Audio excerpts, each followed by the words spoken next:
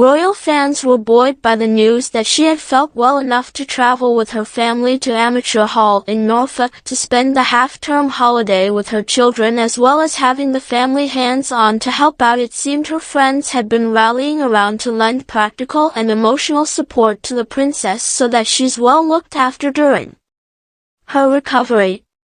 In a heartwarming gesture of camaraderie, Duchess Sophie and Prince Edward were recently discovered paying a visit to Princess Catherine as she continues recovery following her shocking health issue. With Catherine planned abdominal surgery earlier this year, so if you will have been calling to see if she could help out. After all, she went through a near-fatal emergency during the birth of her daughter Lady Louise and also suffered an ectopic pregnancy, so she knows exactly what it's like to have major surgery and come through it.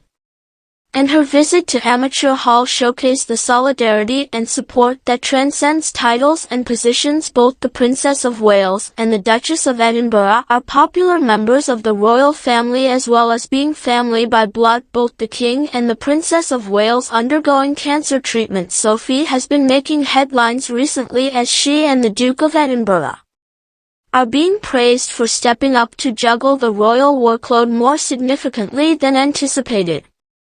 But back in 2021, Sophie, who has been a working royal for 25 years now, gave out quite a sassy response after being asked about the prospect of stepping up. She told what people think we were doing beforehand following Prince Harry and Meghan Markle exit from the royal family and Prince Andrew stepping down from his royal duties. Sophie's pivotal role within the royal family has been even more prominent as she's been providing vital support to the monarch. Particularly in recent years, many have labeled the royal as the secret weapon due to the public's affection for her. Edward and his wife Sophie are often overlooked because they don't seem to court attention from the media and appear happy to undertake our numerous royal engagements and foreign visits quietly without fuss.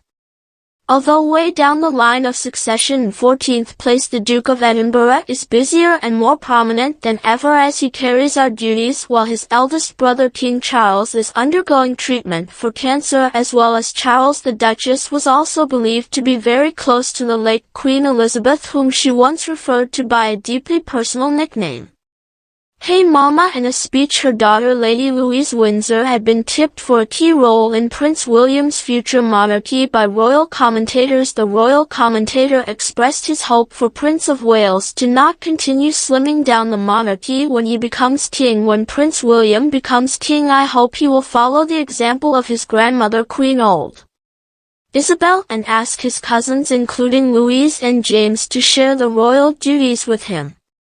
While her royal best friend Catherine takes a step back amidst the cancer diagnosis, the Duchess of Edinburgh has quietly become a major royal icon as one of the current key senior working royals, being photographed as part of Sophie's John. Therefore, she's under pressure to get her outfit right every time she steps out. The mother of two has ditched the beige tights and sensible court shoes and updated her newsreader haircut for a sleek shoulder-length style. For example, Sophie, Duchess of Edinburgh, wore a 10-year-old product code to join the King and Queen in their Easter Mountain service in Windsor last Sunday. The 1960s-inspired design won Sophie plenty of style points, as reports Sophie has enjoyed a fashion transformation over the past decade. She's also worn a lot of clothing from Me and Emma Go to label for Princess Catherine. Personal stylist Annabelle Hodun told there's nothing matronly here. She has transformed her look by wearing flattering tailoring and coordinated outfits, and this empowers and invigorates. She's building a huge